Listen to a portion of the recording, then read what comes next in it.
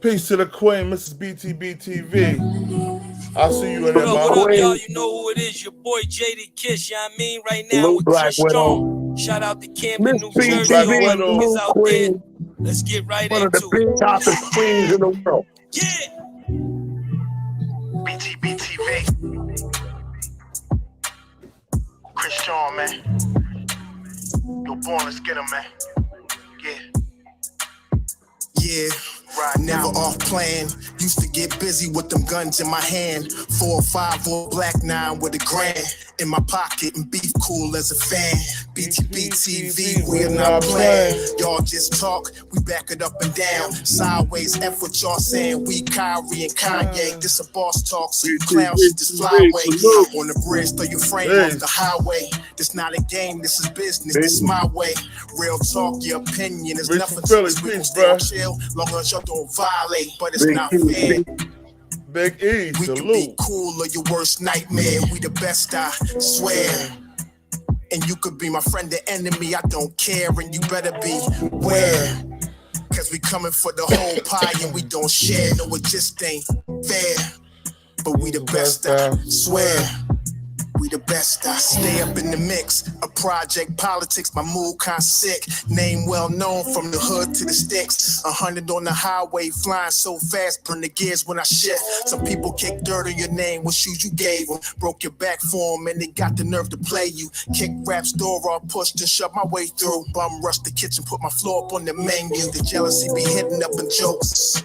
That's why I stay serious like David Banner, turning the Hulk in pure form like the Pope. Haters get infrared beams with the scope, so run and get ghosts. We fight good, boxed in like Floyd on the roast. I'm the great black hope. Man, we the team and they know it coast to coast and this thing fair. We could be cool or your worst nightmare. We the best, I swear. And you can be my friend or enemy, I don't care. And you better beware. Cause we coming for the whole pie and we don't share. No, it just ain't fair. We the best, if you with us, put your lighters in the air. No, it just ain't fair. We bully the bullies. Nigga, what? Peace to the 5% nation of gods and nerfs. Salam alaikum, alhamdulillah, rahmatullah, all the true Muslim brothers and sisters out there. This is the King of New Jersey. This is BTBTV. We bully the bullies. I like to shout out my co-host for Day Cross, aka the Plug.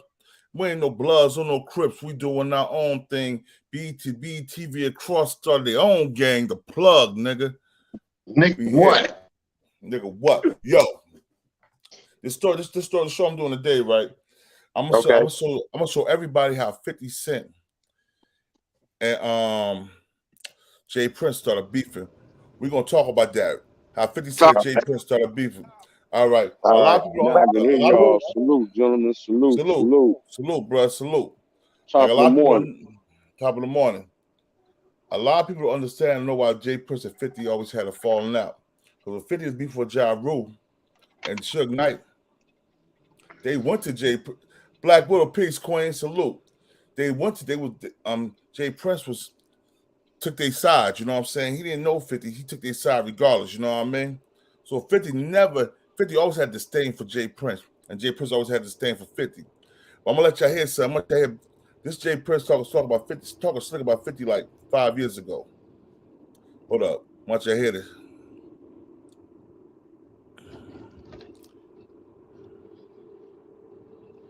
Let me see.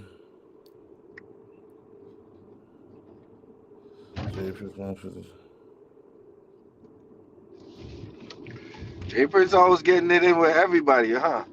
Shit. Yeah. That's usually how the feds get involved with everybody.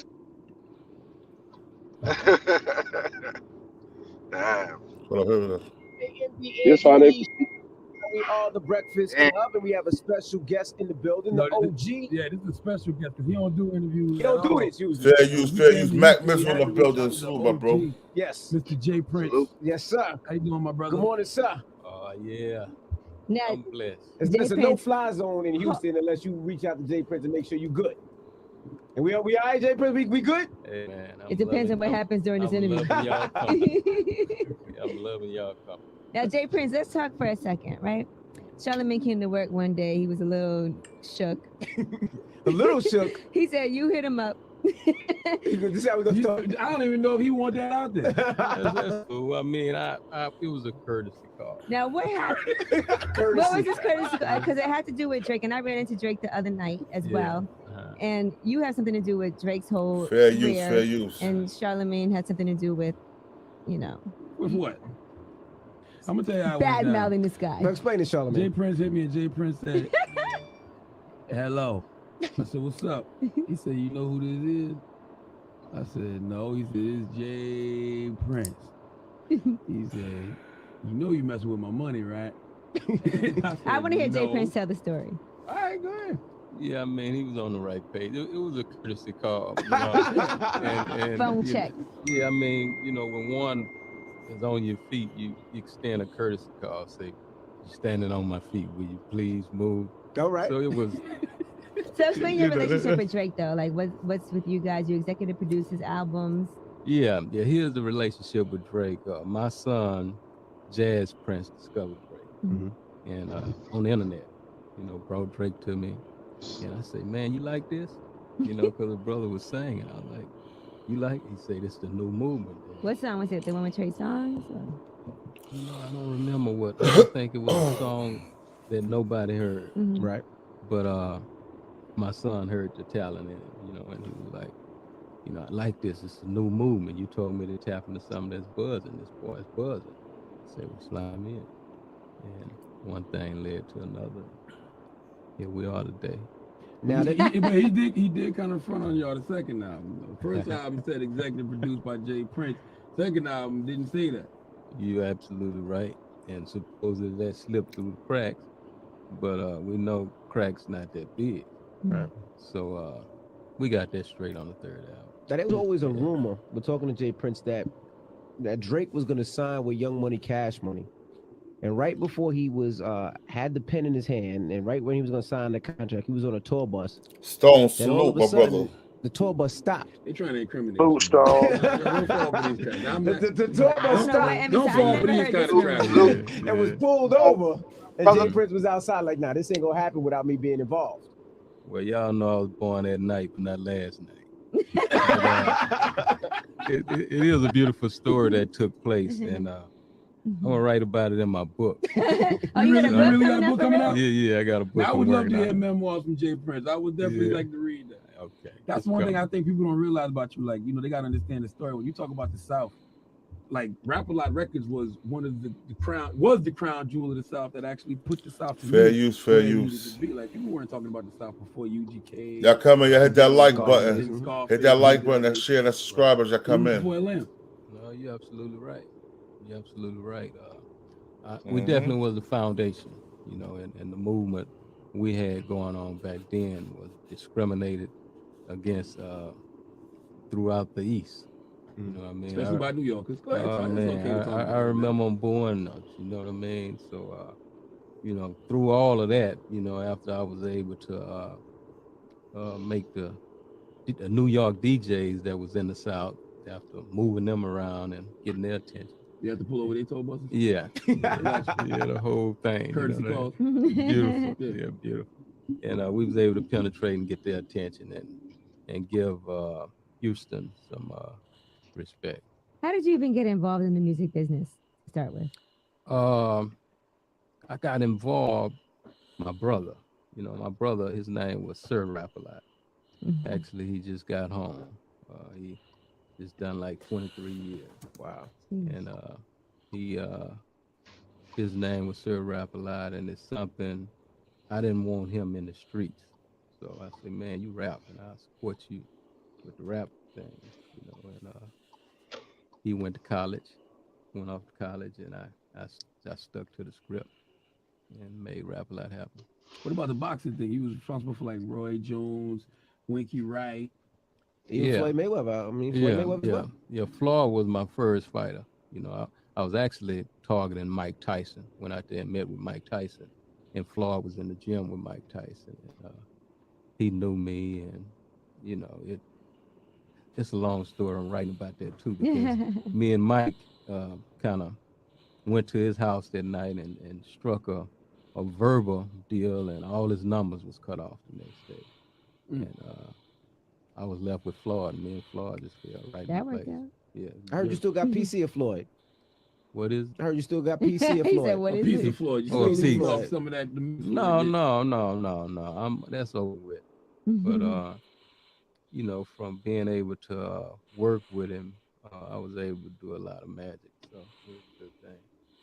Now let's talk about currently your situation. I remember reading something about you and Turk have something going on. Oh yeah, Turk, the homie is actually on his way to the city. We're gonna do a big part for him. I think the 8th of February. It's one of them things where you wanna extend some love to those who deserve it. Is he an executive working with you, or what's the situation? Yeah, he's the executive. He earned that position. You know, Juvenile did the same thing at one point. Yeah. When things didn't go right with him for Cash Money, he came to you. Why do people come to you when it seems like it don't go right over another situation? Well, the cleanup man kind of. That's Willie D, the cleanup man. But yeah, he actually had a song called "The Cleanup Man." But you know, I'm one that try to keep things balanced. You know what I mean? And Juvie is a good friend. You know, all of them boys, from Cash Money to all of them. I respect all of them. So it's enough money for everybody. If you Google Jay Prince, it says Jay Prince is one of the most feared men. Feared man? It does. It says that. I believe it. They actually have a blog post about it. Yo, And courtesy everything. calls and pulling buses over. I mean, I can see how that go down. I don't know nothing about that bus business. I want to be loved. I don't want to be feared. What about it? Was a very fearful. The industry hated when it was you, Irv Gotti, and Suge Knight. Oh yeah. Yeah, what was that relationship like? Because Irv always talks about you and how much he respects you. Right.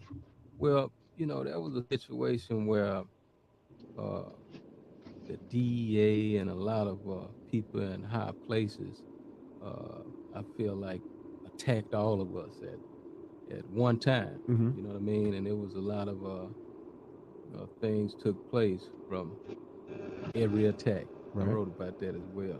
We know what happened with their situation, and they got Suge, and of course they been at me, but if God be for me, the world could be against me, and I'm still standing. When is this book dropping? Yeah, I gotta read What this is book. it? What is When it book called? When dropping, is it man? dropping? I'm gonna actually try to wrap it up this year. The name of it is Boss. Boss. Yeah, Boss, and Power, Money, and Respect. Was it How long you been a working hard on this? decision? At least a year and something. Is it a hard decision to decide to write a book like that, because it is talking about a lot of, like, did you have to get approval from other people and let them know? Listen, just so you know. Jay Prince don't need approval. Well, you know, maybe Jay Prince just don't got no big out of homies. respect, maybe He you ain't want to gotta hit call people up nobody. and say, just so you know, you in my book. Yeah, I hadn't went that far with it. Mhm. But, yeah, it's a particular part Poppy Euro salute. about my friend Larry Hoover Mhm. that I'm gonna reach out and see if that's okay. Okay. Now, you've been around for a minute, Jay. What is 93 7 to beat mean to Houston, man? Oh man, it's a beautiful thing for the city. You know what I mean? When the city has been monopolized by one station for so long, and not showing the proper respect, but definitely the locals, I feel. So this brings balance to the city, and balance is a beautiful thing, always. But we Remind me of appreciate. Mano. When Mano says discipline, Jay Prince says balance. No, we appreciate you. We appreciate you welcoming us to the city, though. Papa Euro, that's It's a my big bad. deal I was for us trying as to well. Now, you know what? get One the thing, XXX girl one thing that offline. intrigued me about Jay Prince was, besides all the stuff that we're talking about, is his investments. You know, I heard you own an Angus company where you have cattle and produce meat. Pause. Shut up, baby. That's what. Yeah, that's true. I own a 1,000 and some acre ranch, and a lot of black Angus cattle on there, as well as hay. You know, all these years I thought one had to sell weed to make money off of grass. Right. These guys, you know, gonna buy all these bales of hay like. That is so random. Yeah. Then they said you got a bunch of dealerships out here. They said you own every car because you said you own all the dealership. Well, I don't know about that. You messing up his taxes right now. I'm sorry. Stop it. So you make a lot of money off agriculture? Well, not a lot. First of all, agriculture is the #1 business in America. I don't know if y'all I'm know just surprised that. you knew the word. I'm just saying. Not a lot of money, but See how the New Yorkers do us suffering? They think you don't know what the hell going on out there. it's all good. Just you. But no, the answer there is no, not a lot of money. But what's important is to make it pay for itself. You know what I mean, with things that you love. So that's the goal, making it pay for itself. Now, are you excited to have Christina Milian as your daughter now? As my daughter-in-law. Your daughter-in-law. Yeah. Oh, that's crazy because they say you back at one point. Maybe they got the Jay Prince is mistaken. But I was like, Watch him out. Jay Prince is dating Christina Milian. No, So I just assumed it was OG. I ain't No, it's not. Definitely not me. But I'm definitely happy for them. You know what I mean? My son is happy with her, and I love him. And you know, I hit that like button. Now, what gets you back in the music industry? Facts. Seeing that you do so much outside of music, of course, with Bun B releasing stuff and your hand in it, like, because does it still excite you, and what is it still about? well, I mean, I never left. You know, I'm so deeply rooted. You know, as far as all my masters and everything. And you own all your masters. Right. Right.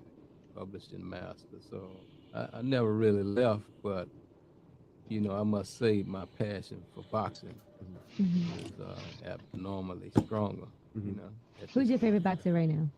my favorite boxer, Andre Ward. It's my fight. Okay. You know, he's the #2 fighter in the world, and good in and outside. What about MMA? Do you care about that? I like watching it, but you know, I hadn't gotten any MMA money yet. So. What's your relationship like with Scarface right now? Oh, Face is always gonna be my little brother. New York Speed 3360 salute, God. Peace. Wish him the best of luck. Because there was a point in time where Face was locked up and everybody was like, yo, why Prince don't get Face out? Yeah, for child support or something like that, right? Yeah. It's certain things you can't do nothing about. I feel like when he went to jail, people didn't even know. Like, he was in jail for a second before people found out about it. Hold on. What I want to know is, why couldn't you get your man on child support if you got all that fucking money and that's supposed to be your man's? That's crazy. You know what I'm saying? There's certain things you can't do. You can't pay that child support for your man to get him out because he's backed up. His money was messed up. Cross, you hear me? Hey, Born, you know everybody is your homie till you need him. Your man's locked up for child support and you're filthy rich, but you don't get him out. You said, oh, certain things you can't do about certain things. You could have paid that child support, got your man all them millions he made you by writing them albums. Come on, let me hear what he said about 50, yo, because he aggravated me now. Where's cocky, arrogant, pussy ass? I like talking to Jay Prince, but you interview him, you feel like the feds. You feel like you know, like you don't ask too much. Like you know, we don't want to incriminate anything.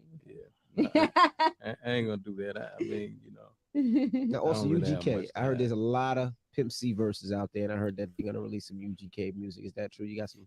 Yeah, some Juicy UGK J stuff? doing the album with well, he said he's executive producing the Pimp C solo album. Yeah, well, that's a beautiful thing. He ain't talking to you about that. Jay? I heard some things in there. Juicy J, we need some balance. Yeah, that ain't Jay Prince do like this. There ain't enough balance going on. It ain't gonna happen. There ain't no balance. There ain't no Juicy J. balance. It's all good. Juicy J and all those guys. Most of all, Pimp C kids is what's important. Right. As long as they don't get cheated. Now you care about his kids. We appreciate you Sucker ass allowing niggas. us in your city.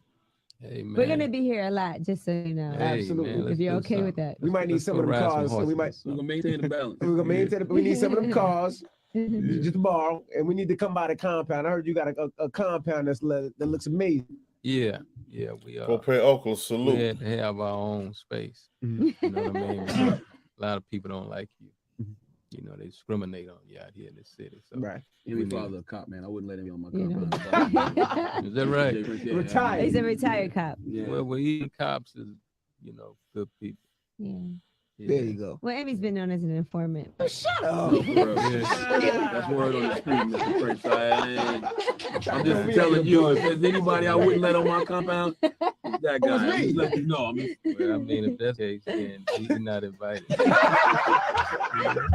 It's the Breakfast Club. It's Jay Prince. You know what it is. Let's go. The Breakfast Club. That was a clickbait. Why? It was one he was talking about 50 Cent. I didn't understand that shit. Me neither. That's hold on. That's one we talking about 50 Cent. But hold on. Yeah. Hold on. This one right here, man. They said 50 Cent moved to Houston. The game pulled up. Jay Prince says no fly zone. We're gonna get into this. It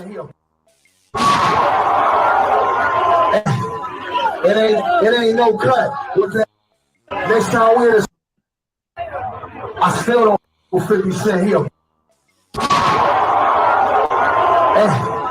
It ain't no cut. What's that? Next time the same place it gets blown. Suck.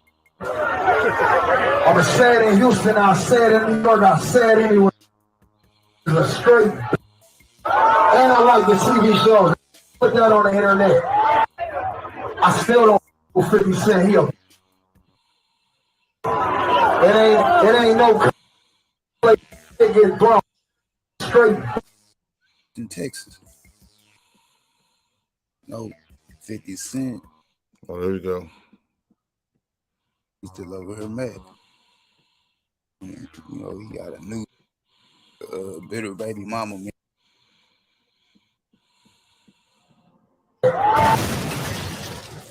So that boy still mad. Game like a bitter baby mama, man. Like baby daddy that moved on. And, he got a new chick and he had another baby. She's still over her mad. You know what I'm saying? Playing games. So, for those of you who don't know, 50 Cent, he is now a resident of Houston, Texas. Out there with Jay Prince and them boys. And rumor has it that Jay Prince ain't really too happy about that. You know what I'm saying? That boy don't really like too many neighbors. You know what I'm saying? Ask Tony Draper. Ask Master P. You feel me? So we'll see if Ace Time is big enough for the both of them boys, man. But yeah, man, the game went out there to do a show, and he had some things to say about 50 Cent. You know what I'm saying? As usual. But what's crazy and 100 at the same time, we all know that if 50 Cent was to call the game and be like, hey bro, we putting G Unit back together. Why don't you come on back in, man, and get back with the group. That boy been pulled up before 50 could even finish the sentence. Like y'all remember Steve Urkel when he used to be on the phone with old girl and she'd call him like, I need you to come help me, woo, woo, woo. Before she even finished the sentence, that boy in the dope. Like, what's happening? That's the game, you know what I'm saying? Let 50 Cent be like, we putting G in the back there. You need to do this shit for April Fool's next year. Jump on Instagram and say, hey, we putting G Unit back together. Everybody. Yo, check this out, man. Well, I'm gonna say this real quick, man. Yo, I'm gonna tell you this. Jay Prince, I wonder how salty he is because 50 Cent got that key to the city. And he never got it. yeah, of course. I know he pissed about that.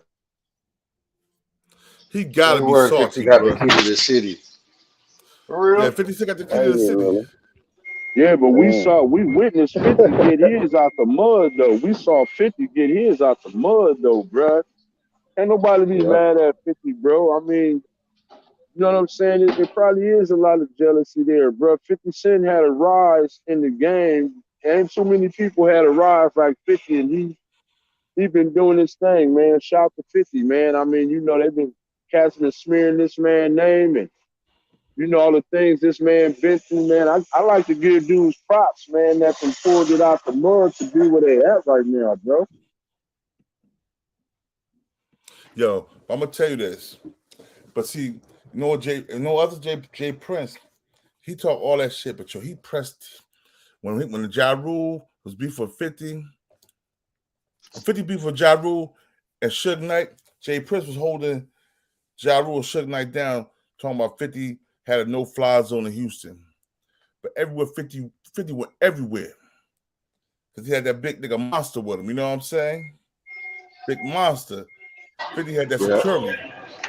50 was really a street nigga. And Jay Prince Should have was had jealous of 50. the Muslim monster. Jay Hey, Prince was Born. jealous of 50. Hey, Born. You know what I noticed though, bro? Wow, you remember everybody all know that East-West thing is well documented, bro. But you know, it's a lot of that East Coast, that South thing going on too, bro. You remember? It Yeah. seemed like that's what T.I. was trying to get perpetuated. It seemed like it's a lot of I want to say discomfort there between say Southern hip hop and New York hip hop, bro. It'd be like it seemed like this is serious beef, right? Well, a But you serious know, disagreement right there, bro. but you know what that problem is? I'm saying what that problem is. T.I. say a lot of slick shit out of his mouth. And he talk Right, down on niggas from up top. You know what I'm saying? They call right. Jersey, New York, Connecticut, Boston. They might Yeah, even he call does. He Philly. They do all call the it up time. top. Yo, so he always got something negative to say about it. So Yeah, he that's do. why the beef. And you know what I'm saying? And he gonna talk about, oh, these niggas need to leave Atlanta, da da da. We ain't had this problem. Man, they was killing niggas in Atlanta before you. Nigga, you ain't even from Atlanta, nigga. You from Riverdale, nigga. I know you from Riverdale. Now his father from Harlem and shit. I bet you his father was Nicky Barnes, the rat. I mean, I'm just saying though, Born, because you know Jay Prince, you know he's supposed to be. I don't know that dude out there, but I mean, I'm just saying, man. It just seems like when it comes to certain things, bro, it's a lot of hate. Yo, bro, Jay Prince hit a lot of niggas, man. Jay Prince been hating on a lot of niggas. That's Jay Yeah, Prince thing, bro. bro. But I mean, I'm saying though, bro, you can't look. Just like wasn't nobody hating on his success, he can't hate on them Yo, dudes. He can't hate on them other dudes' New York, success like New that. York. Hold on, So look what New York. what? So what? New York. Rock was Hold right on, about him. hold on. Look at this. New York beats 360. 50 survived 9 shots. Feel like he don't got nothing to lose. He don't fear anybody. That's a fact. That nigga don't fear nobody, but the police. He don't fear nobody though. I can agree with that. He talks shit to anybody. He don't give a fuck. I'm just saying, bro. To me, 50 is a dude that need to be kind of. I mean, you know, bro, that dude had it rough growing up. They act like that 50 had that shit handed to him, bro. He didn't get none of that handed to him, bro. He had to go work for every last bit of that. You know what I'm saying? I mean, you know, people Yeah. only see the fame side of it, and they don't see. Nobody never sees the hard work that go into anybody, not just 50. I'm just saying the people that's successful in general. Yeah. A lot of them dudes, a lot of people almost lost their lives trying to get to where they at right now. It's like a lot of people want to be successful but don't want to do what they got to do to be successful, bruh. And when you hear rich dudes like Jay Prince and other dudes hating on other dudes like that, it's like, dude, that's something personal, bruh. You know what I'm saying? If you rich, this guy here is rich, bruh. I mean, you know what I'm saying? You got yours out the mud, he got his out the mud. Hold I up. don't Jay Prince understand did. it. Hold up. Jay Prince did again at the mud. Jay Prince's brother put that dope money on the table for him. Oh, okay. That's okay. See, I didn't know Jay that. Prince. Jay Prince. He was he did what Stone do. He do car part. He put cars together in a car place. That's what Jay Prince's job. That's what Jay Prince's job was. His brother got locked up and left that money, and Jay Prince got some money from Harry O, and that was what it is. Matter of fact, check this out. I'm gonna let you see this real quick so I can see what I'm talking about. First, we're gonna Jay Prince try to blast Harry O, right? Hold on. Jay Prince Blast Harriet. Hold on 1 second. This fair use. Jordan Tower, fair use. This is Jordan Tower with JT News. Make sure you smash that like button, smash that subscribe. Let's get right into the news. Okay, so Harry O never owned Rap-A-Lot Records, and Jay Prince is making that clear today. He said he was never the owner or founder or anything of Rap-A-Lot Records. He had stuff to do with Death Row. The only thing he did with Rap-A-Lot was take the Ghetto Boys on tour in California once. So he's refuting the fact that Harry O ever owned any. Why would someone say something like that? Like, why would someone lie about owning a record company? I have no idea. And he's also involved in the Meg Thee Stallion situation, and says that they've pretty much come to a close on everything. She'll officially be managed by Rock Nation. 1501 will still have her as an artist, /300, and they can go about doing business. They worked everything out. There's no T.I. don't count no more. Everybody talking about T.I. don't count no more. T.I. admitted to snitching. He got his man locked up for them guns. 1-800 tipsters. 1-800. No, not that, bro. No, he just didn't he just do an interview where he said he told on somebody? I mean, recent, like. Yeah, recently he told his man he got his man locked up for them guns. Yeah, and he said he finally admitted it. Wow. Yeah, bro, these dudes are frauds, bro. These dudes is frauds, man. They be acting like these niggas get some money and act like that they was in the trenches with the dudes that was really in the trenches. It's like, dude, y'all don't move like that. Like, man, they don't move like that. Boy, you don't got that one. Hold on. You can tell by the way his sons move, you know what I'm saying? That's true. Here we go.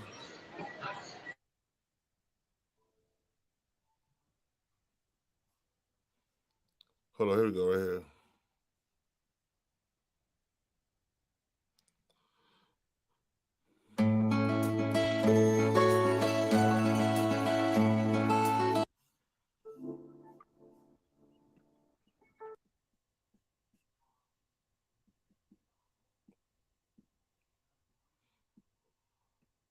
Talking on his podcast, and he pretty much admitted and confessed to snitching on his dead cousin. He justified it because his cousin was already dead. He said that his cousin came talk to him in a dream and said it would be cool for T.I. to pin all the guns that he had on his cousin. He pinned them guns on his Check cousin, out this clip bro. from He a T.I. liar. Police, pull us over. I have a gun. Why are we going through the court process? And so we caught no gun cases, 2 died. And, my lawyer said, well, I can make everything go away if it was Tremel's. After he had passed, I had a talk with him. What to say? Say, I take all the charges you got. If you could walk away free and put it on me, goddamn right. So is that what boys giving you shit about because you put it on? No, hell no. Okay. No. Don't nobody even know about that. I just volunteered. Don't nobody even know about that. I'm just being honest. Yeah. That's the only time I done never said or gave no information about no MBK Crypto, salute, bro. Brick City in the building. He was dead, and he told me that it was okay. All right, man. So now I don't know what the rules of snitching are anymore. I don't know, and I'm a street dude, bro. I'm a 2-striker felon. I've been through everything in the street you could possibly go through. Street shootouts, been shot, everything you could go through. I don't know what the rules of snitching are anymore. It seems like if you want to snitch, you could find a way to snitch and make it cool, and everybody will be cool with it. And T.I. is just doing that here. I don't know if this goes against code. I don't know if this is with code. I don't know if it's cool. I don't know if it's not cool. So I can't even judge it, bro. I'm going to just say it is what it is. You know what I mean? But the best advice I can give to anybody is just stay out the street. Don't put yourself in no. Yo, so the nigga, hold up. The nigga admitted to snitching, right? This nigga told everybody else to snitch. But this nigga been telling, bro. How's he get away with all them gun charges? And him and Jay Prince so tight. You know why him and Jay Prince so tight? Because rats of a feather stick together. I don't believe he snitched on his dead cousin. I believe that man snitched on somebody who was alive. Yeah, you hear what I'm saying? Cross. Facts. That man snitched on somebody who was alive. And hold up. And then I'm with you, God. I'm with you, God. I'm with you. And Jay Prince want to talk about everybody. Hold up. Now here your boy go. Where's that? Suge Knight exposes Jay Prince. Take up Suge Knight, exposes nigga on a jail phone. Jay Prince a piece of shit. Versus you in a universe with fair use. If you get a guy that constantly getting in trouble and never gonna come to prison, that's because he's an informant, he's a rat, a snitch. During a conversation from prison, Suge Knight alluded that Jay Prince was a rat after a conspiracy both him and Suge believe in that big wigs of higher-ups actively brought them and another CEO, Irv Gotti, down after they were going to unionize the music industry and create a distribution service in the early 2000s. After they had the discussion, they believe either an informant was in the room or the room was bugged, as after it, all three of them nearly simultaneously had federal charges placed against them, which bankrupted both Suge Knight and Irv Gotti. Suge Knight exposed this by saying when they can't take the money from you, they take you away from the money. Being from the ghetto, either they're going to take the money from you, which you be OJ. If they can't take the money from you, they take you for the money. During this, he also claimed this is what they done to OJ Simpson. In this video, we're going to take a look into this and how Suge Knight, in a recent conversation from prison, alluded that Jay Prince may have been snitching for not going to jail when it all went down.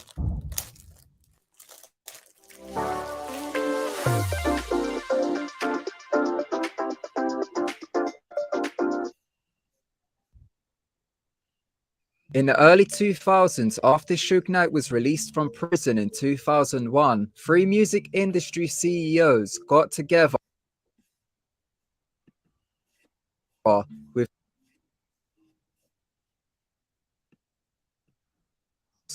Irv Gotti of the East Coast and Jay Prince from the South. Jay Prince, during his Joe Rogan Experience interview in 2020, described how the CEOs were going to group together to form the very first black-owned distribution service and unionize the music industry. This would have given the three dominion over all the other record labels, as those under the union who were signed to the other labels could use the union against their own labels through the power of the venture which was about to be formed.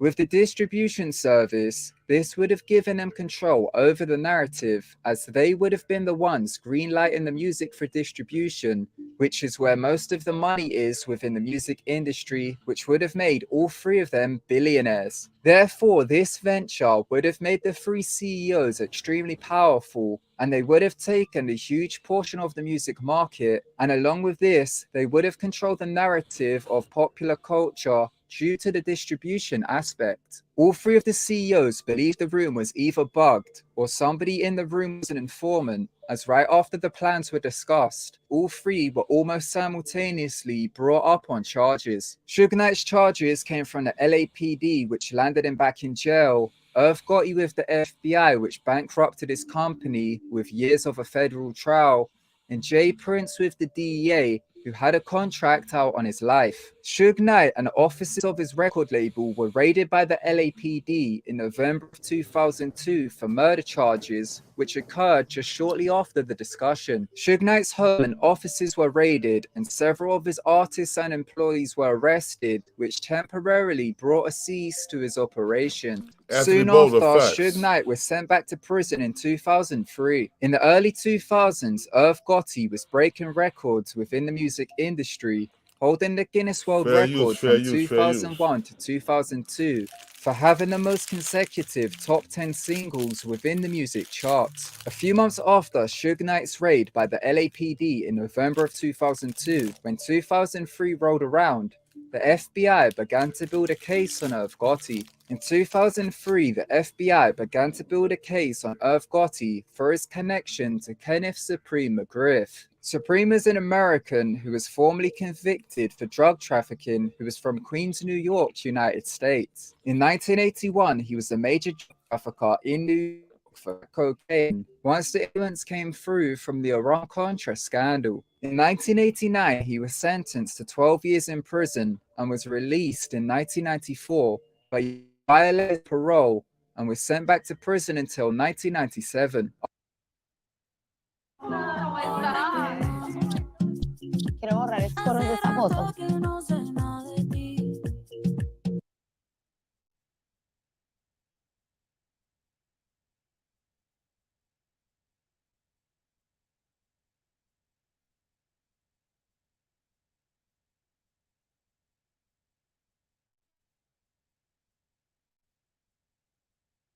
After his release, Supreme was looking to get into the film industry and asked Irv Gotti for help in producing movies. The FBI used this as an excuse to go after Irv Gotti. A very short while after Suge Knight's offices were raided, Irv Manhattan offices of the Inc. were raided, including other places. Irv Gotti laundering, they had faced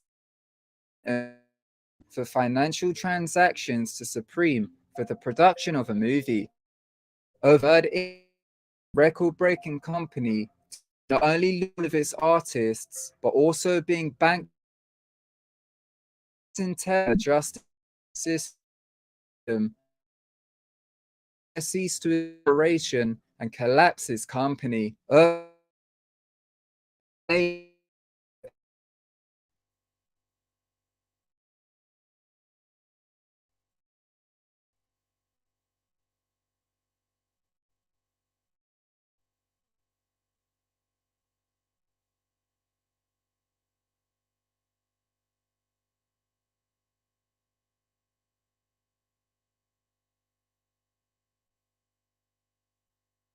Company. Irv Gotti was unable to do any business at all, as all financial transactions would have been seen as becoming his co-defendant, so he could no longer partake in commerce or business. On December 2nd, 2005, after bringing his company to financial ruin, he and his brother were acquitted of all charges. As for the case of Jay Prince, it was a DA who was sent after him. Jay Prince hired an investigator to look into DEA agent Jack Schumacher, who was allegedly hired to kill Jay Prince after he, Suge Knight, and Irv Gotti planned to unionize the music industry in the early 2000s. In May of 2018, Jay Prince posted onto Instagram a video about the DEA agents, with the caption being, "They finally caught one of the 2 DEA agents assigned to take my life over a decade ago. The hitman and his sidekick, Chad Scott, were assigned to destroy me and Rap-A-Lot Records around the same time Murder Inc.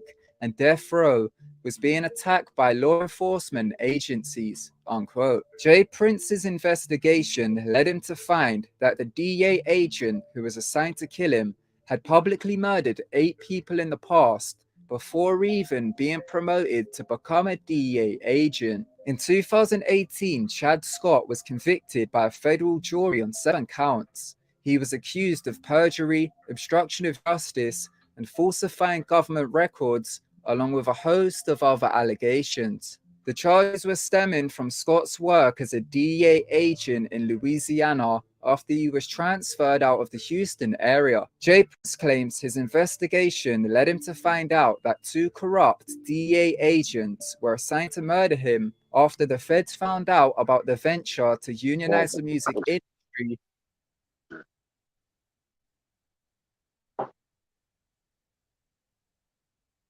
How would Jay Prince find out if he wasn't writing this stuff? He got to be working with them boys. How would he know any of that? How can he put somebody? How can he put somebody hired a private eye? Right. Right. A private eye, no DA agent, bro. Right. Man, Jay Prince, man, look here, man. You know what it is, boy? We have 5 chance to see, and I'm telling you, it's social media, bro, where they exposing these guys. You can only hide from being a rat for so long. You cannot go through life. If he would accept it, like we said the other night, the bull, and if he accepted, nobody would bother him. But the fact that he won't accept it and this gangster shit, that's why I said now, even when it comes down, I don't care what nobody says. You know, everybody's different. NBA Young paint his nails. He said, I don't want to be gangster no more. I want to just do whatever the hell I want to do. Man, that gangster shit has been so overrated. It's been so overrated, man. Shit don't make sense. Like you said, like I respect you, boy, like talking about you, man.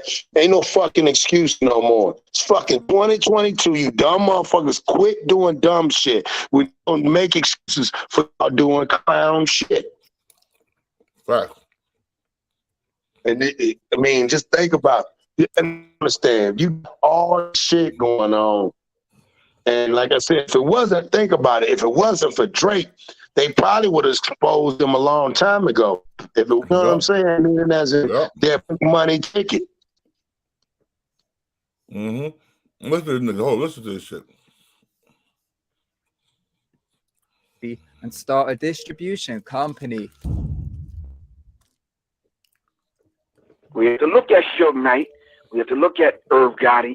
And we have to look at Jay Prince. These gentlemen that got together and was going to put up $30 million a piece to get in and create their own distribution company. They raided the offices of these brothers.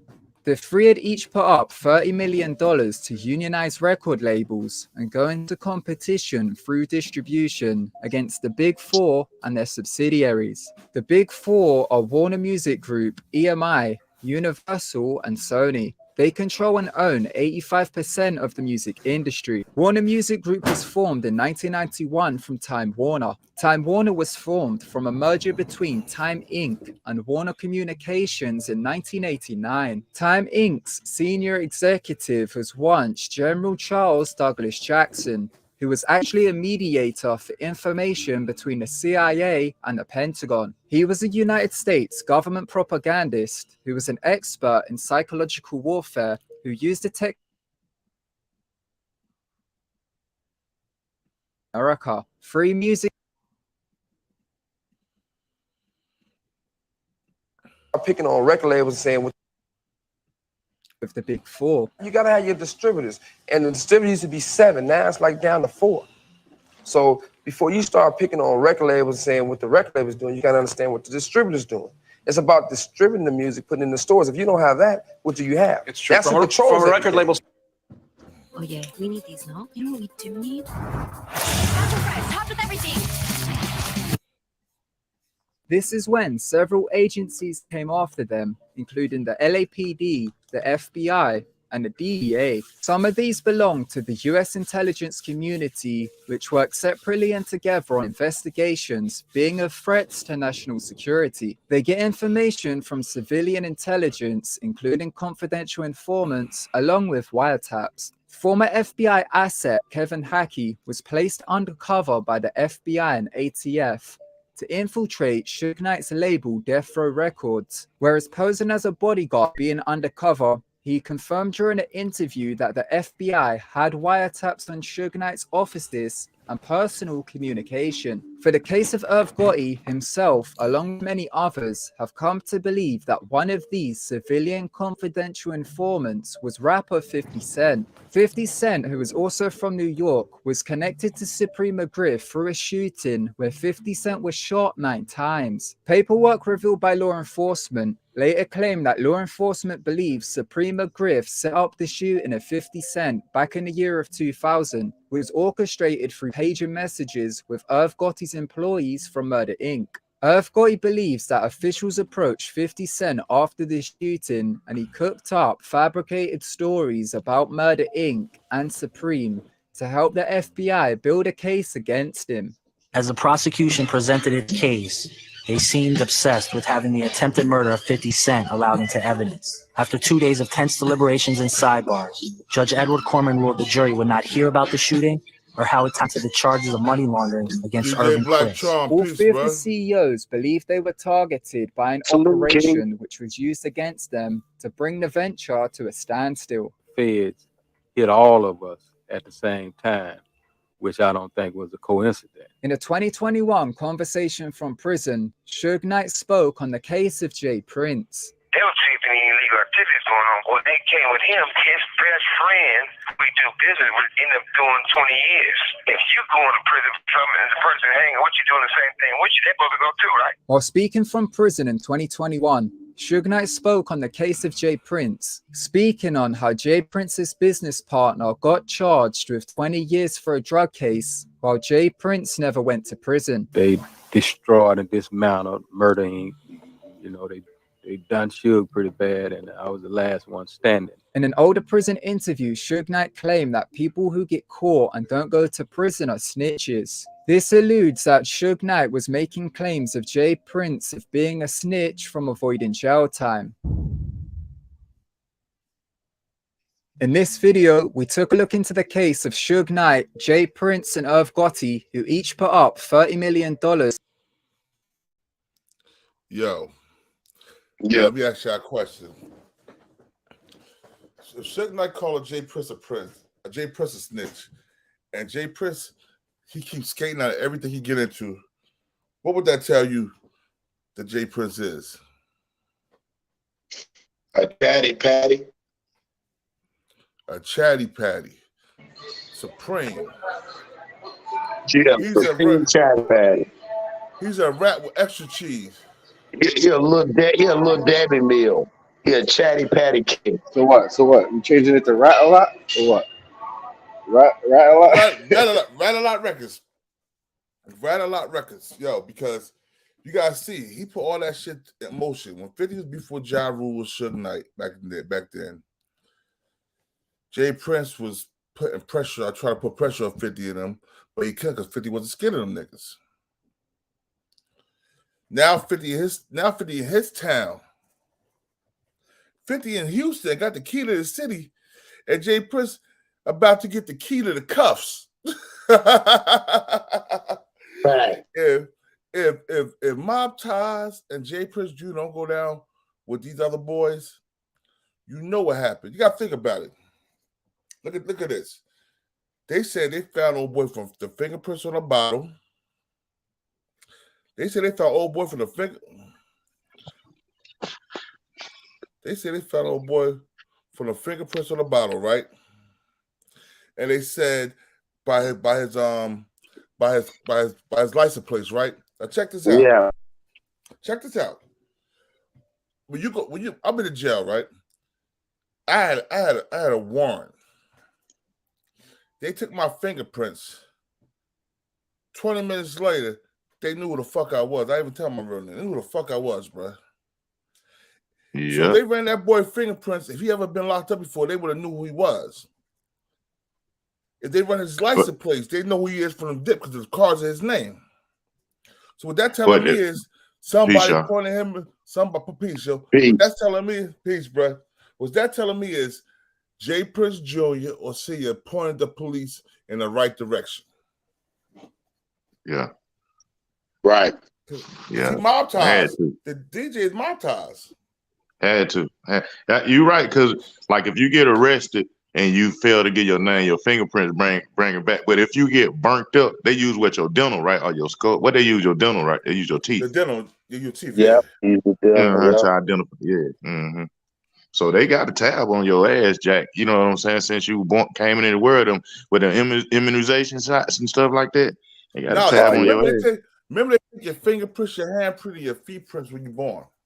Right. Yeah, not only that, already part of the state, you award to the state, and they issue, that's why they issue your social security number, and they issue you already awarded to state once you're born. That's why you can't unless you got social.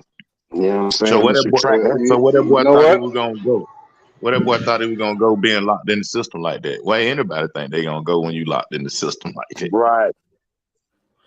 But I don't believe old boy did it. I believe that nigga little Cam ratted, and that's Jay Prince's little best friend's son. Yeah. So he protected him, and he throwing that DJ Pat nigga to the wolves. Yo, the innocent has saying that that DJ Pat Cat is a fall guy.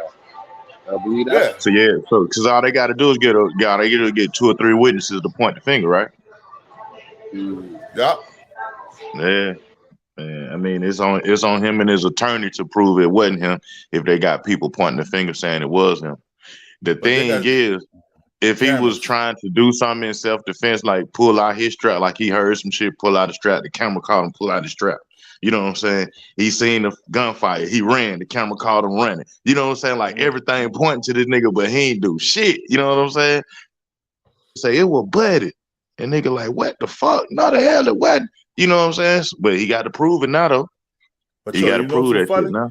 Even if he did shoot, he could have been shooting self-defense. Right. Because you heard gunfire before he pulled out his gun. Mm-hmm. Allegedly. Damn, that's crazy. Even if it's self-defense, they gonna still hit him with the murder. I think they gonna hit everybody with the murder who had a gun. Everybody gonna get charged with that same Because thing. he had three different bullets in him. Oh damn! All of them gonna get, because if they three different guns, and if them niggas was shooting at each other and he was in the middle of that shit, all of them niggas getting charged. Hey yo, Cross, wasn't there three different bullets in him? When? We talking about three different takeoff. I know one in his back and one in his head. I don't know about the third one though. I ain't know it was three, bro. Yeah, it was three. One in his back, one in his back, one in his side, and one in his shoulder, and one in his head. Oh, okay. Now question I got for you, boy. They said, I guess whoever the dude was, and the attempted. Well, we don't know until they come out, but they said they allegedly got the murderer. My question to you is, they said that they were the target. Takeoff wasn't the target. I guess the dude was intending to shoot somebody else. It happened to be, of course they that so because they don't want to be, admitted to it. But I'm saying, do you think? Really I can see that scenario too. I can see that scenario. I can see that scenario too. Like if me and this other dude we've been beefing for a long time, and then the bridge to us linking up come in town. You know what I'm saying? Shit, nigga, I'm going to that party too. That nigga by not be at this motherfucking party. You know what I'm saying? The nigga at the party, and some shit pop off, and man, you know what? Fuck that nigga. And Shawty get hit in the middle, and it's so many possibilities, man. When you fuck around with gangster shit, man. God damn, boy. Real spill. That's real spill. But that ain't gangster shit.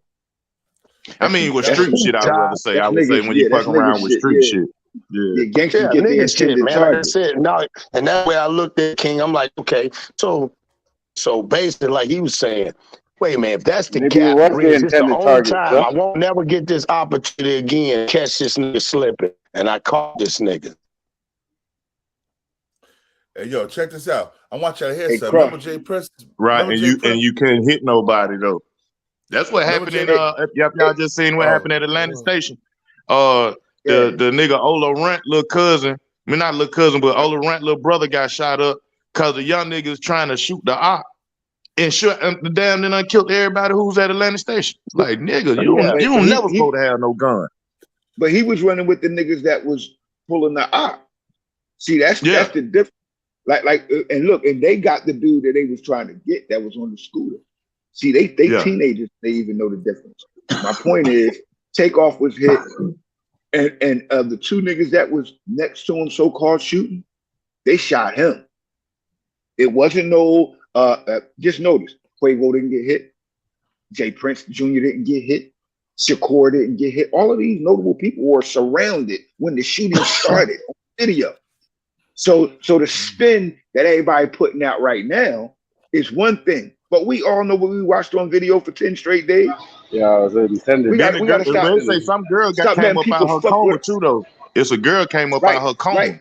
The other shorty that was next to the manager that got hit. Appreciate the catch, Eric Scott. Salute. But my point is, we all seen the video.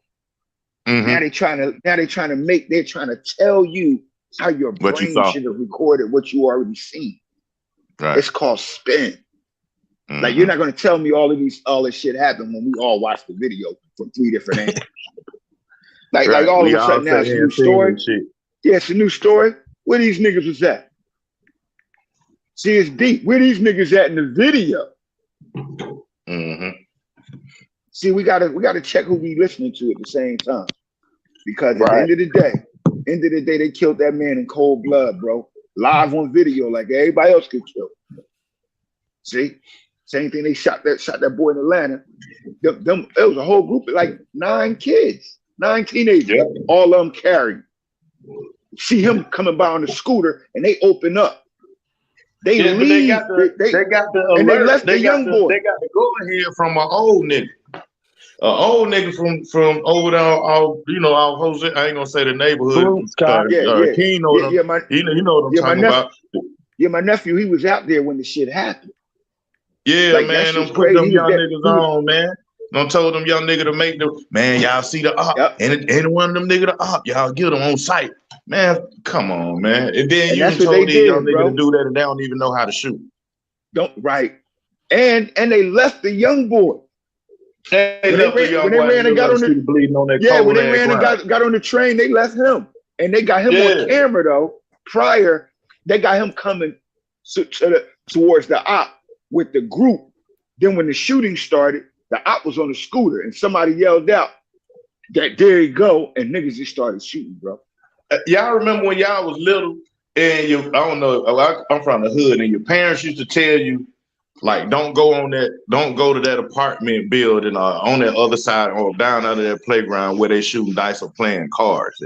You went anyway because your cousin was down there, your uncle, auntie, somebody who already knew them people was in the middle of it. Then you end up going down there and then you fucked around and seen some bullshit happen. Somebody got stabbed, somebody got shot, nigga smoked some crack right in front of your face.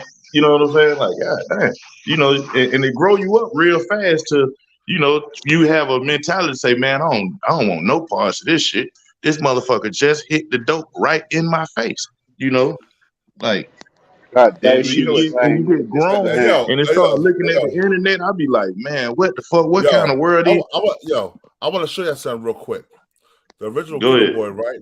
He was talking about. Remember, Jay Prince said that Harry Yoda had nothing to do with his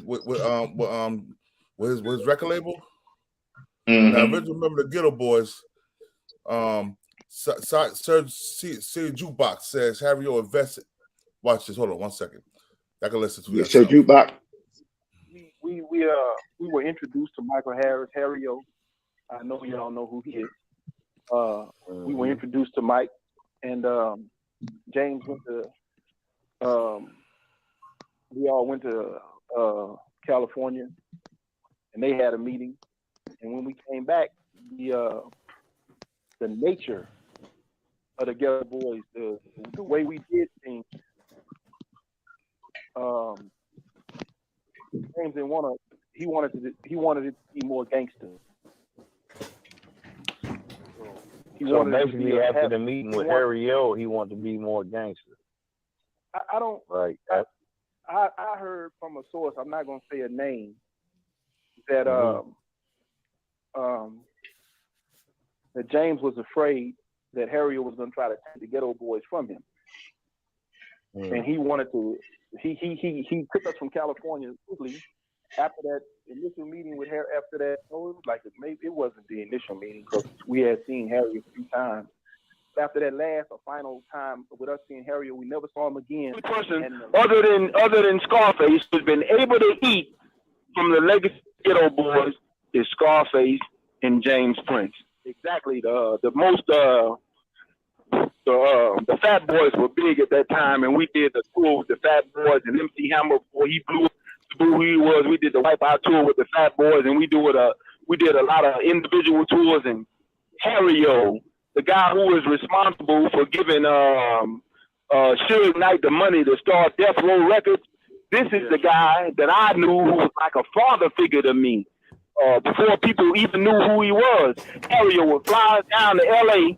Harry would fly us down to LA and treat us like we were kings, man, because he believed in us. He believed in what we were doing, and he invested in us, and he invested in Rap Live Records. So whatever you might be hearing, any information that you might be hearing against Harry is a damn lie, because he was a good dude. He did what he did, and he did what anybody else do. He took that dirty money and tried to make it clean through rap music, and that's the honest to God truth.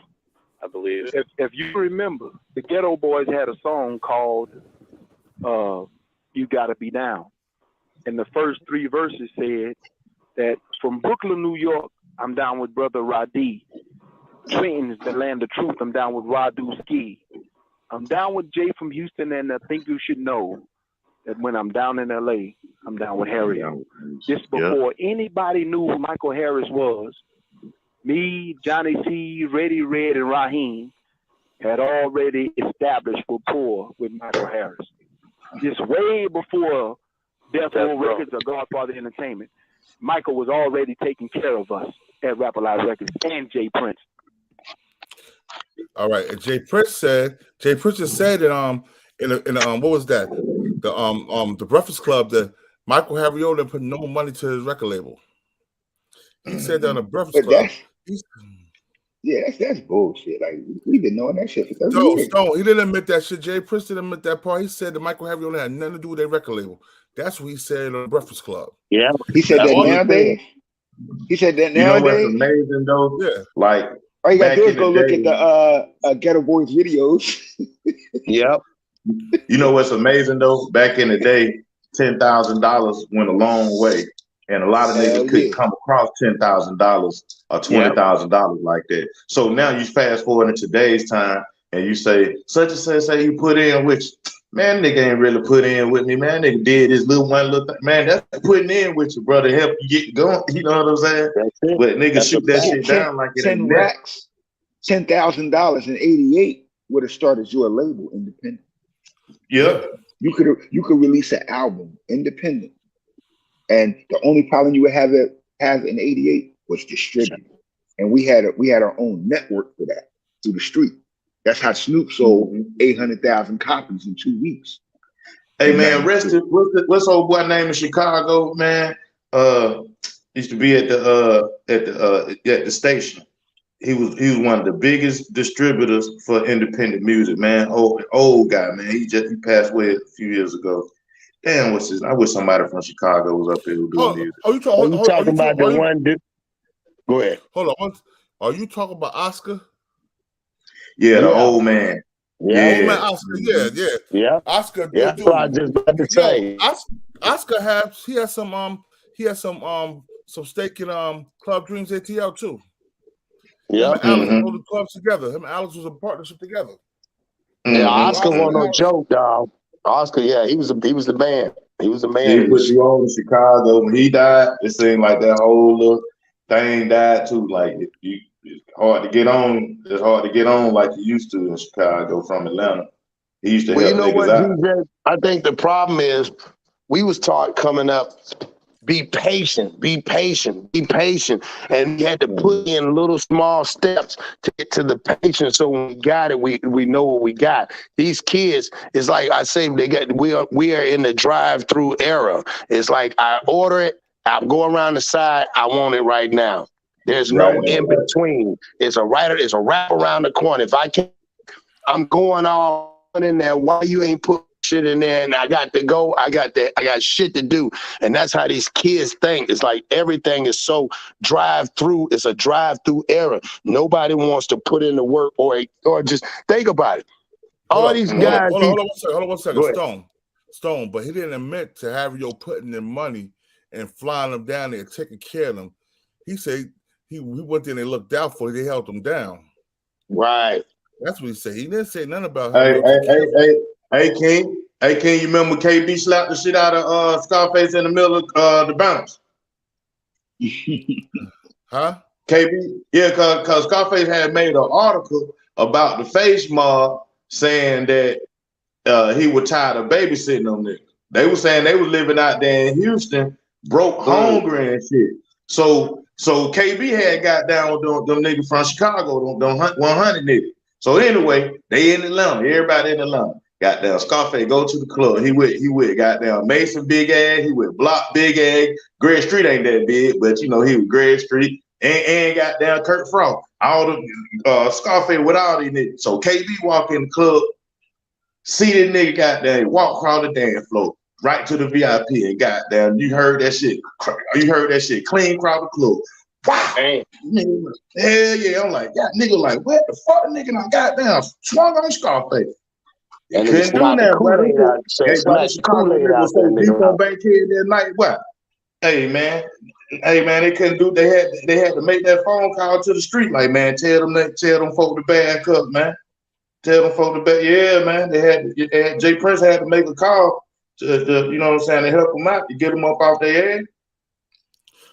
But he didn't make that call. But he didn't make that call for Pimp C though. Nah, he didn't make that call for Pimp C. When Master P got on his ass. He didn't make that call for Takeoff. That's the point. That's what we've been saying since day one. Like how you do that? How you do that around here without his permission? He's Pimp C manager. Shit, right, and all the way in Atlanta. Right, you made this call for Scarface to get these niggas off Scarface ass, but you couldn't make that call for the. You know what I'm saying? Yeah, and like think about it. Think about it. If he had that respect, I've been saying this since day one, bro. I've been out here in these streets, bro, and I done ran a town, bro, city of 100,000 people, bro. You do something to our people, bro, or you do something to a nigga without our permission, all you doing is bringing that problem to us. So why would you do that without my permission, knowing that this is my environment that I done suffered for? Like I said, if he don't have no knowledge of it, then his son violated his position as a son and did something to harm the legacy of their family, bro. Right. And no one's addressing that fact that nobody, like if we speak of so much respect for Jay Prince Sr. right now, and we know the history of it, like I said, he's always been that stand-up guy since 93 of me knowing first meeting. But if we say that now, what's stopping niggas from respecting that when they decided to do what they did? Like they saying, but no, hold on, saying DJ Pat. Job. Let me say one thing real quick. I'm gonna cut you off. Maybe say one thing. Remember, I've said this. I knew back when he let Master P and him kidnap Pimp C, right, and tie him up and beat him. Yeah, beat him with bad. Put wired his ass up, didn't it, Jersey? Yes, they did. Mm-hmm. Pimp C Pimp C told me this out of his own mouth. He was like, he said, I can't fuck with Bun B and I can't fuck with Jay Prince. It felt like they lined me up. Right, that's my point. Never pleased Master P. Cause nigga went straight to the man hotel room, man. The police didn't stop him and whooped on. Man, come on, man. Tell him talk about it, Jersey. I ain't gonna cut y'all. My bad, man. Go ahead. Say what you gonna say, man. You been man. They came to the man room. It shit happened in Atlanta. We were young niggas, man. Came to the man room, snatched him up out of there, whooped his ass, put him in the hospital. Everybody knew about it. And goddamn, but nobody, you know what I'm saying? Niggas didn't goddamn. They ain't come to his rescue, no help, no none of that shit, man. I'm like, damn, man, could have killed that man. But that's my point. You think they music playing in the back? Somebody got music playing in the back. All right, we good. See, like they made that move. They did what they did, but it was done with a green light from Jay Prince. That's why niggas stopped fucking with him. See, because you're not going to do that to me, bro. Like, we got all of this respect around here. When you come around and do what you want to do to one of us, and we don't say or do anything, and we didn't give you permission, something wrong with that. Yep. I'm supposed to be your artist, though. I'm supposed to be your artist. The whole shit happened by the record that you supposed to be putting out on me. You know what I'm saying? Man, come on, man. And then I get my hand whooped behind it. Oh, man, fuck that. Nope, I'm not running with you no more. You don't think Jay Prince already knew that was going to happen before it happened? Yeah, he knew it was going to happen. Yeah, he knew. That's my point. Like, you don't get disrespect from this side of the railroad track, bro. And but see, but John, you remember how I used to go back in the day? You know how I go back in the day. If nigga pay you for a verse, they don't pay you directly. They pay the nigga who managing you, the nigga who got the record company, the nigga who managed you at a record company. He give you a little something off the verse. You tell the nigga who song you on, hey bro, y'all still owe me. I charge y'all $3,500, $7,000 for the verse. I ain't get but $1,500. Man, you better holler at your partner. You know what I'm saying? I gave him all the money. Man, y'all remember that? See, we old niggas, y'all niggas don't know. That's exactly how it go. It go like that in music, and it goes like that in boxing, bro. Like this same entertainment industry, and I'm saying boxing because that was a professional sport I was involved in, that I'm involved in. But it's like that in business when we're dealing with these people and our people. I was just on a podcast this morning, bro, with brothers in Africa, talking about the activity, the culture of corrupt business in music that they have adopted over there. After the white man been doing it to us forever, we're now doing it to each other and calling it, this is just business. When in reality, they can't get away with doing it to each other. You feel me? That So big they know that. Why you think JT the bigger figure went over that motherfucking? I know he pro-black and that's my nigga. You know what I'm saying? But that Bollywood shit is big business. And he in the film, he was doing film when he was here. That's how he was making his money doing film. He went over there, like you say, corrupt business shit, line their ass up, put them in a movie. Yep. Right. They gonna do it for a little nothing. Shit, we do it for nothing over here too. I ain't gonna even talk about no folk over there. The real talk though, we gotta be better, man. On the real, we gotta like the Jay Princes and all of them, bro. Like they gotta sit front center. See, like all the other cultures, bro, the people, the power moves and the power shakers, you don't see them every day. But when there's something important to deal with their community, they front and center, bro. They exercising their power. Now, either Jay Prince has lost his position of authority, which it seems hard to believe, because you still think he lost his position. Nah, he didn't. That's my point. I think his position got a rogue son.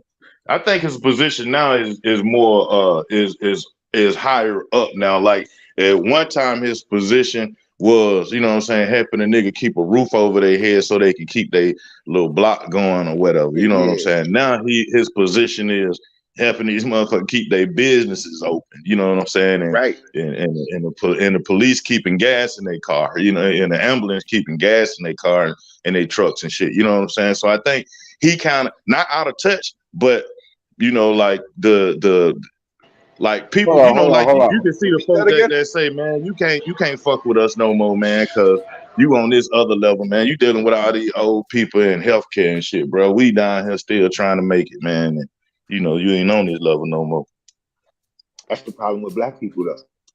We never ascend to the level of our prior success. If I'm successful, that means Stone and all of them supposed to be triple successful of my success. They should have triple the success of my success because I'm successful. The problem is we become a slave master instead of just a master of ourselves. See, we work like a slave to become a slave master instead of working like a slave to become a master of self. And that's and then we become the same enemy that bred the whole system that we living up under. So it's real, man. We just gotta start having cultural accountability, cultural responsibility, and holding niggas' feet to the fire till they can't dance when they do some wicked shit. And that prevent other people from doing wicked shit to us. Let me ask you, Josh. So you think that the shark mentality, like at one time, it started off as you're a helping person, but your execution turn you to a shark, but your shark take over. You know what I'm saying? And you forget. Right, like your instincts are really false. The nature of the black man is rightfulness or righteousness, but we've been indoctrinated through a process that made us other than ourselves. So when you're born as a god and somebody make you different, now you become a dog. Right. So when you turn God around backwards, you become a savage. You become a beast without the knowledge of self, and that's a savage. And we've become that, not realizing who we actually are. We can take the same things that they have done and implement them to our people and make it applicable to our culture. And we can go forward and get everything. Because at the end of the day, we're the gross national product of America, bro, for the last 500 years, 590 years. You want to count exact. But we've been the gross national product for the last 500 years. You use the word dog. They use the word hog. They were saying they a hog. You know what I'm saying? A lot of people saying that. But you know what a hog is? A hog is a cat, rat, and a dog genetically intertwined to create a beast. That's what a pig or a hog is. See? And that mentality took their ass over. And that's what our people become. The more you are what you eat. And when you eat it, you start taking on the characteristics of it. And we've been eating white people for 500 years mentally. We've been eating them and digesting them. Now we have become them in thought and action, but we got black skin. And that's where ignorance and dysfunction comes at in front of the world. Hey, Big Mac, what you think about that? Man, you already know the deal, bro. Rat a lot records. You know what I'm Rat a saying? lot We records. got to do a courtesy call to them niggas, man.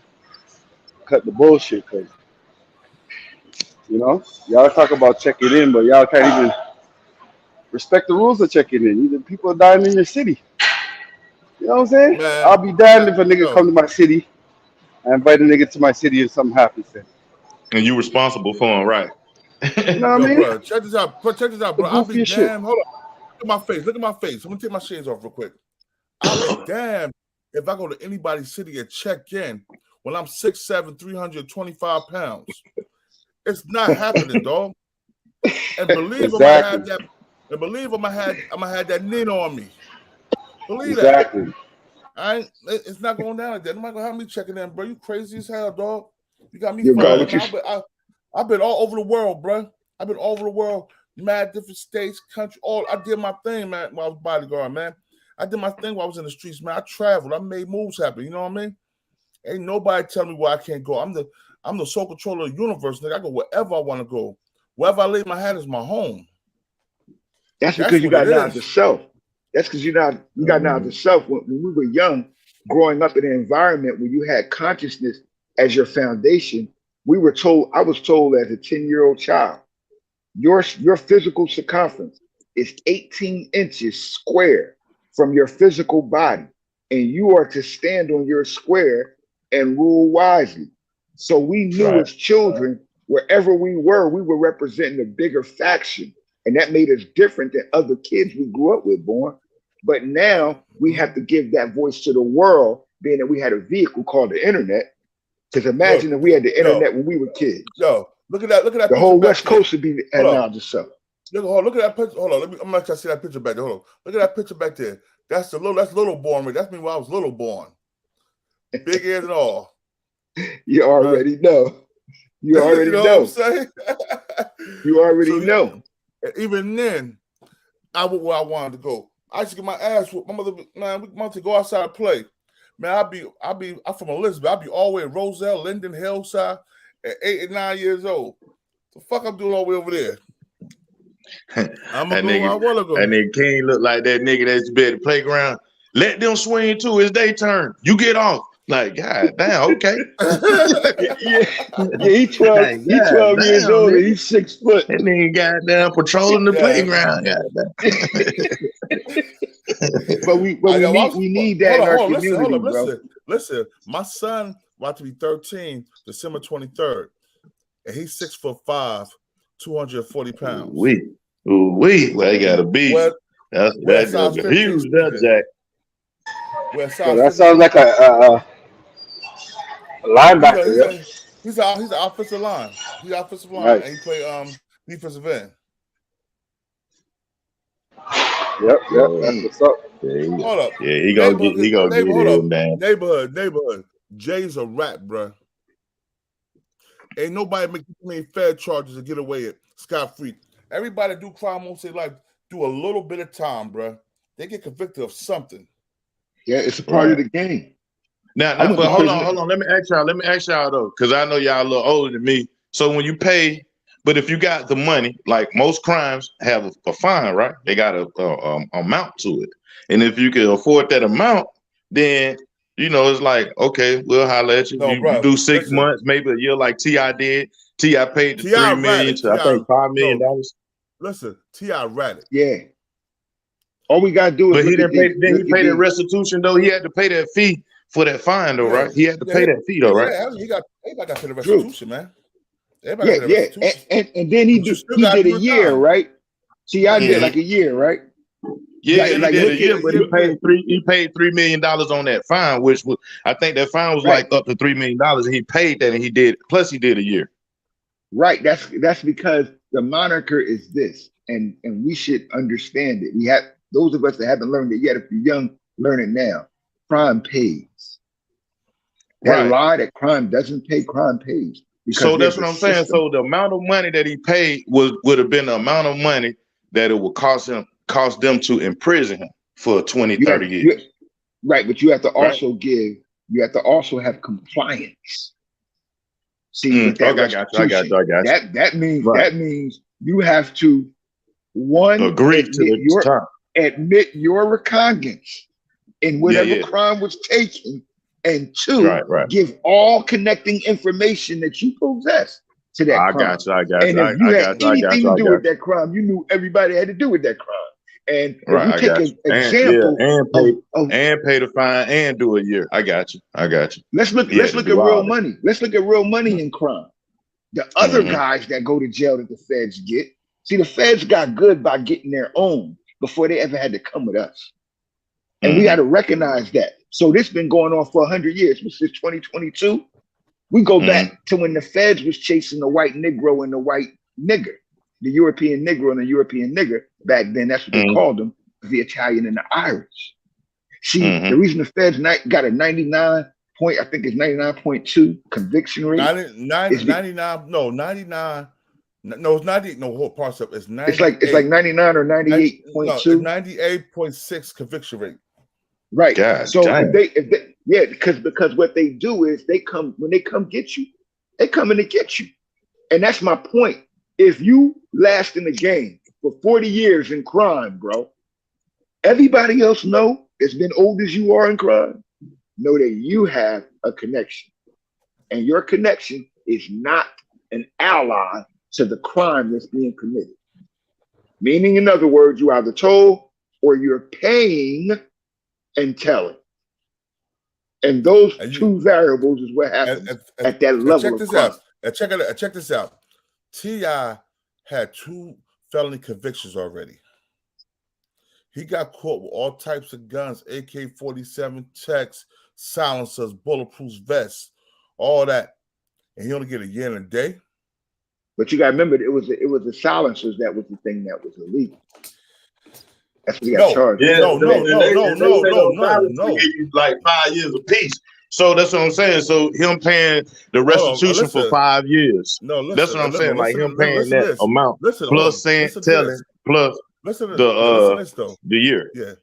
Listen to this. So listen to this. If you're a convicted felon in any state, and you get caught with guns, you get 5 years off the rip in the feds. Right. That's for anybody, right? If you don't have an expungement to your crime. He had no expungement to that shit, bro. He just got out of jail. Expungement is only for first offenders, though, ain't it? That's what my judge told me. Yeah, that's my judge told me. Not in New York. That's what I just filed for my expungement now. But I got a felony in prison that I foolishly thought that was running concurrent with my prison sentence. Did you ever use your first offenders though before you went to prison? So you was able to use it?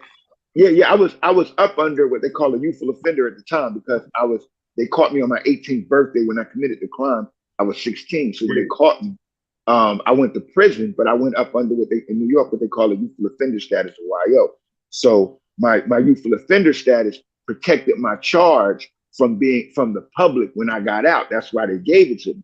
But while I was in prison, I committed a felony. You know, I hit a nigga in the head with a 2x4 that had a nail in it. So they gave me the charge. That was another 1 to 3 years in prison for that. So that was an actual felony on my record. So when I came home after 6 years, I thought that I thought I was scot-free, like my charge is sealed. But in reality, I had a felony behind the felony that was man. So they was able to use it on you, John. My brother caught a charge. He caught a charge. He got into it with an officer, and they charged him with aggravated assault. But he got out of jail before he, you know what I'm saying? He was like, man, had he not got out, they would have doubled like that. Yeah, he said because the prison time, when you catch a charge in prison, is twice as much as when you catch it in the free world. In the street, yeah, that's how it was for me. What I had was first degree assault, and they upgraded that shit. Word that they gave me because the only thing that saved me though, bro, I was gonna get 5 years for that shit. the CO testified that I was doing it and I was fighting 4 people. So he testified that I was doing it in self-defense, and they still gave me 2 years for it though. And I didn't know that it was separate from my actual charge. So now I just had to pay a lawyer $1,400, bro. Last month. I'm getting it expunged in New York, right? Well, in New York they seal it, and I'm getting it sealed It's in New crazy, York. man, how them folk do that. Because I know some folk right now, man. Like, man, how in the hell these folk gonna bring a charge up on me from 15 years ago, man? And some shit like, you know, like I did my time for such and such. And I'm like, well, you probably didn't pay, you probably owe them some money that you know what I'm saying, that they looked at and was like, man, we got, you know, like if you put you on probation for 2-3 years. They put you on probation for 2-3 years. That's like $5,000, $6,000 or whatever. You know what I'm saying? So they miss it. They miss that little every money. day. Yeah. They charge you every day that you're under state custody, whether you're parole, probation, or incarcerated in a facility. They are making money off of you every day. There's a stipend for each inmate, and it's about $40-something a day for every person to be in jail, bro. And it's coming from the taxpayers' money. It's a system. And if they don't have it like that, they use that same system to corrupt our communities, bro. If you take all the fathers out of a community. Listen, they give them $40 a person. School to prison pipeline. Listen, they give them $45 a person, but now they make you pay to be in jail and prison. You got to pay. Right. You go in. Your medical. Yep, you got to pay your medical, all of that stuff now. And it's all legal. Yo, I went to the pen to get my teeth fixed, yo. That's how deep it is. Let me tell you some real shit, bro. You know, Let me tell you and the some real weird thing shit. is, like, we're talking about the music stuff. When you look at, like, Jay Prince, Irv Gotti, and them start getting ready to start a distribution company, the feds come in on that way, like, nah, you niggas already can't make no money doing it the wrong way, and you definitely can't make no money doing it the right way. That's why we gotta follow. That's why we gotta follow the blueprint of Kanye. Hey, yo, hold on. Listen, hold on. Let me tell you, I just got something that came on the news, on my New Jersey news thing. The New Jersey governor named the first transgender in the cabinet. Yeah. That ain't nothing new. What? That ain't nothing new. First gender cabinet member. First transgender cabinet member. Yeah. They ain't gonna do nothing but make a mockery of that person. Whoever that transgender person is, need to know that they finna make a mockery of you for being transgender. They gonna put you on display, exploit your ass, and can't wait to get you out of office just to say that we had one of them in the office before. People gotta watch these, because the good old boy America don't be playing with your ass. They finna exploit that person. Governor McGreevey was cheating on his wife with his secretary, which was a man. Remember that shit? Yep. Remember that, boy? Hey, that's the crazy shit, bro. And I knew that this day was gonna come. Like now remember, they didn't have the same power they have now. They was just starting to get their power in because people they got him out of the office and everything because of it. Right. Yep. But if he did that today, he would be the hero. They would be like, leave him alone. See? We need to have that same support for each other. They are unapologetically homosexual. We need to be unapologetically black, bro. We got to stop the foolishness when everybody doing it as an example in front of us. The Jay Princetons and them, bro, they should be held accountable by the community. Nigga, transparency got to be given. I don't think that America is want to exploit the radical black. They just want to, you know what I'm saying? They just put any black person right there and just make us all the same.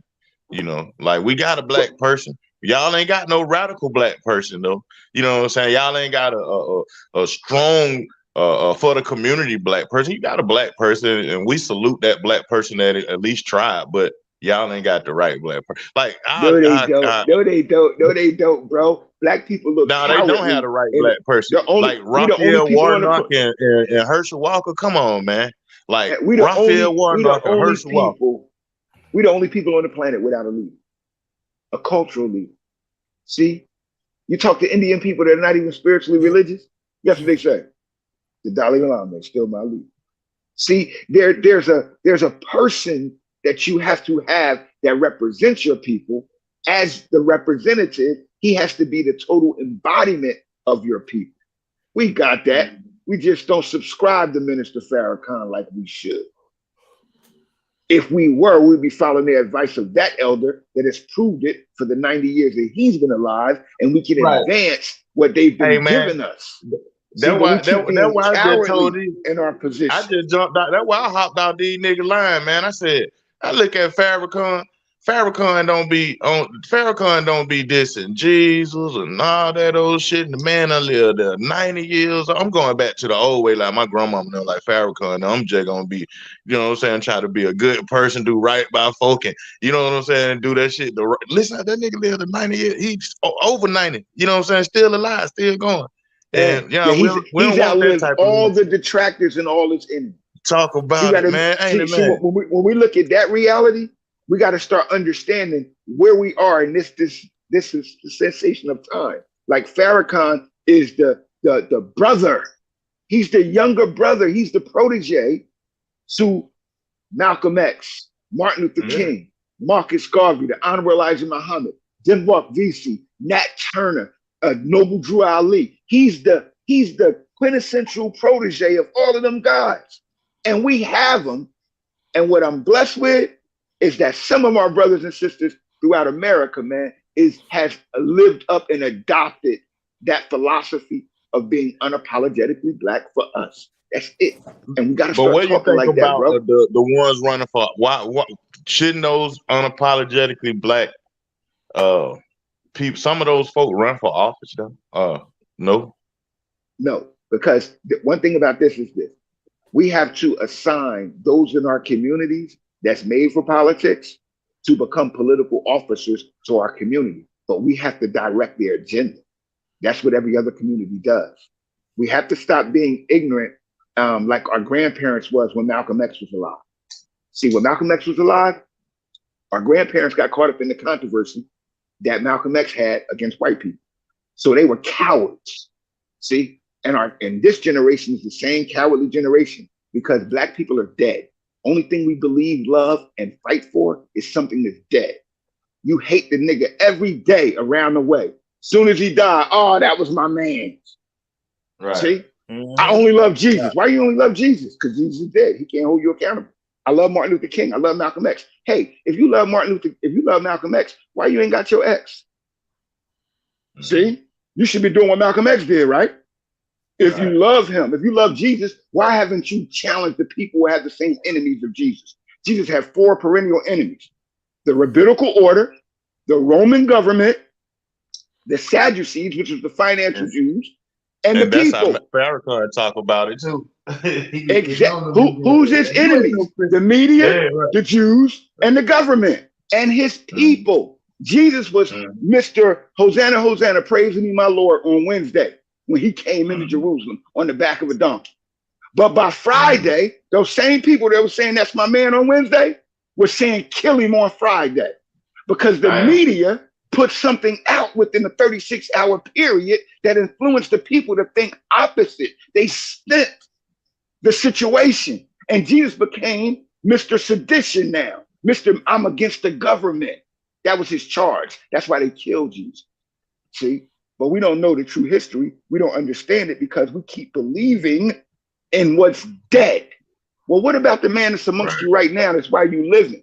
See, I don't like being like my grandparents and them were, or some of them were, when they abandoned Martin Luther King for the last 18 months of his life. Let me say something real quick. April Ewell, 1984. Only person you look to in these days is yourself, instinct, the God within. No man can save you. Well, that's a fallacy, because if you're looking at the God within yourself, you have to have a guide to identify the God. At least you be misled by the other God, which is the God of wickedness. So God is just one who rules with force and power. Let me say it one more time. I'm gonna let all y'all sisters know, y'all earths, y'all queens, y'all the moon. Y'all not goddesses, y'all not gods, any of that. But y'all all are reflection. So y'all a reflection of God. And I ask people all the time when they address the lie, the lying rumor that Minister Farrakhan has something to do with Malcolm X murder. That's a lie. The FBI has already admitted their culpability and their creation of the controversy and the conspiracy that killed Malcolm X. They also admitted to, and my thing is this with black people. We keep on talking about that bullshit. That's what a white man done told us about our brother. Has Minister Farrakhan ever exhibited any of that behavior amongst us today? No, then what would the hell would have benefited like your cousin, your brother, your father, your uncle, your baby dad, the nigga down the street, the nigga that you ignored? Has he ever exhibited any type of that behavior to our people? We have to stop being fools and dummies for the ignorance, the deception of the enemy. The enemy has influenced us to talk like this about a brother that never did nothing wrong to us, bro. And that's what we got to stop being. Fools for the enemy. No, I'll say it to the whole generation that don't know. I'm 52 years old. Minister Farrakhan has never did anything to the black community. He's never done anything wrong to the white community. He's only exhibited the truth for black people to think unapologetically black and to unify under one voice. Until we do that, we're going to keep on running around like roaches when the light get cut on. No direction but to run home that we think is a home, really just a hole in the wall that somebody else gave us. So until we stop being the pigeons of this community, don't got no home, want to roost in somebody else's attic, and if you're outside cold in the snow on the telephone line, that's black people. All other birds build a nest for themselves and have a home for themselves. We don't do it. So we need to stop being the way we are, man, before we end up looking like the victims of Jay Prince. And brothers, check this out. We're about to go to my brother Cross channel because he's live right now. I want everybody that's in this live to come to our chat, come to that channel with me. But before we go out, I want you to listen to my little bruh.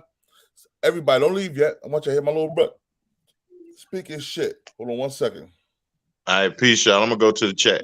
Peace. Hold on, don't leave yet. Don't leave yet. Yo, don't leave yet. Don't leave yet. Don't leave yet, bruh. All right. Don't leave. I want you to hear something. Hold on. Oh yeah, John, you already know. Uh-huh. Hey, Born, I'm gonna send you something too, Born. Word up. All right. You're gonna love it. Peace to the chat, though, definitely. My little brother Chris Down, Princeton, New Jersey, BTBTV. What up, y'all? You know who it is. Your boy Jada Kiss, you know what I mean? Right now with Chris John. Shout out to Camden, New Jersey, all my niggas music. Out Listen there. To my little bro. Let's get right into it. Yeah. BTBTV. Chris John, man. Yo, Born, let's get him, man. Yeah. Let's get him. Yeah. Never off plan. Used to get busy with them guns in my hand. 4 or 5 or a black 9 with a grand in my pocket and beef cool as a fan. BTBTV, we're not playing. Y'all just talk, we back it up and down. Sideways, F what y'all saying. We Kyrie and Kanye. This a boss talk, so you clowns should just fly. Hop on the bridge, throw your frame off the highway. This not a game, this is business, this my way. Real talk, your opinion is nothing to us. We gon' stay on chill, long as y'all don't violate. But it's not fair. We could be cool or your worst nightmare. We the best, I swear. And you could be my friend or enemy, I don't care. And you better be where. Cause we coming for the whole pie and we don't share. No, it just ain't fair. But we the best, I swear. We the best, I stay up in the mix. A project politics, my mood kinda sick. Name well known from the hood to the sticks. 100 on the highway, flying so fast, burn the gears when I shift. Some people kick dirt on your name. What shoes you gave them? Broke your back for them and they got the nerve to play you. Kick rap's door off, pushed and shove my way through. Bum rush the kitchen, put my floor up on the menu. The jealousy be hitting up in jokes. That's why I stay serious like David Banner. Turn in the Hulk in pure form like the Pope. Haters get infrared beams with the scope, so run and get ghost. We fight good, boxed in like Floyd on the ropes. I'm the great black hope. Man, we the team and they know it coast to coast and it just ain't fair. We could be cool or your worst nightmare. We the best, I swear. And you can be my friend or enemy, I don't care. And you better be where. Cause we coming for the whole pie and we don't share. No, it just ain't fair. We the best. If you with us, put your lighters in the air. No, it just ain't fair. BTBTV.